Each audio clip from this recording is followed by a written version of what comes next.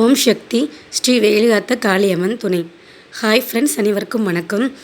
நான் இப்போ சொல்ல போகிற கதை ஒரு உண்மையான ஸ்டோரி, எங்கள் லைஃப்பில் நடந்தது.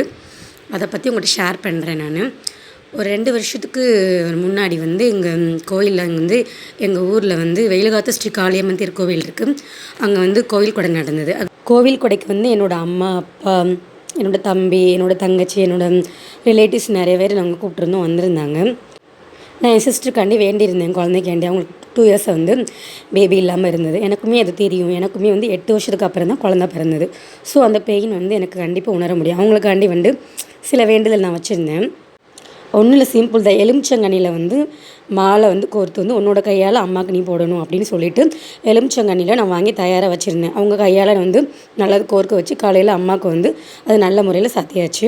வேண்டுதல் நல்ல முறையாக முடிச்சாச்சு. நல்ல மன உருகி வேண்டிக்கோ, எல்லாமே நல்லதாகவே நடக்கும் அப்படின்னு நான் சொல்லிக்கிட்டு இருந்தேன். கோயிலில் கொடை நடந்துட்டு இருக்கும்போது சாமி அடி குறி சொல்லுவாங்க இல்லைங்களா? அப்போ பார்த்திங்கன்னா சும்மா இருக்க மாட்டாங்க. அந்த குழந்தை இல்லாதவங்களை யாருப்பா காலில் விழுங்க இந்த மாதிரி சொல்கிறதுக்கு ஒரு கும்பல் இருக்கும். இதில் உள்ள தள்ளிப்போ சாமிகிட்ட ஆசீர்வாதம் வாங்க கையை பிடிச்சிட்டு தள்ளிட்டாங்க. வேறு யாரும் இல்லை, அவங்களோட அம்மாவே. அவங்க அம்மாவே இப்படி பண்ணது அவளுக்கு ரொம்பவே பிடிக்கல. ரொம்பவே கஷ்டப்பட்டு அழ ஆரம்பிச்சிட்டா. கஷ்டமாக இருந்தது. எல்லோரும் அவளை பார்த்து பசங்களாம் சிரிக்க ஆரம்பிச்சிட்டாங்க. அதை பார்த்தோன்னே அவளுக்கு ஒரு மாதிரி ரொம்ப கஷ்டமாயிடுச்சு. அழுதுகிட்டே வீட்டுக்கு வந்துட்டாள். வீட்டுக்கு உள்ள கதவை மூடிட்டு ரொம்ப நேரம் அழுதுருப்பா போல். கதவை திறக்கவே இல்லை. நான் சொன்னேன், திறக்கவே இல்லை. ரொம்பவே கஷ்டப்பட்டா.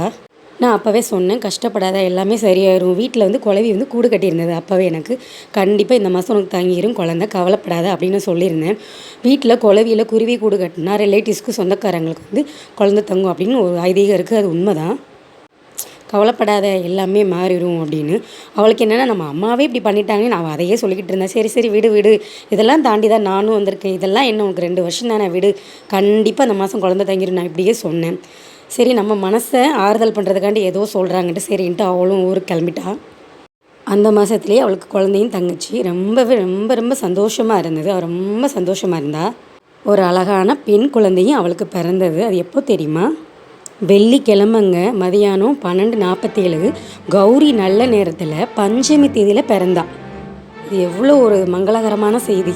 இது நம்ப முடியுதா? அந்த ஆதிசக்தியே குழந்தையாக பிறந்துட்டாங்க நான் நினச்சேங்க. எனக்கு ரொம்ப சந்தோஷமாக இருந்தது. இந்த மகிழ்ச்சியான தருணத்தை உங்ககிட்ட நெகிழ்ச்சியான தருணத்தை உங்ககிட்ட பகிர்ந்து கொண்டது ரொம்ப சந்தோஷமாக இருக்குது. நம்பணும், நம்பிக்கை தான் தெய்வம். ஒரு துளி கண்ணீர் விட்டு வேண்டிட்டு நிச்சயமாக அதை பலிக்கும். இதுவே சாட்சி. ஓம் சக்தி.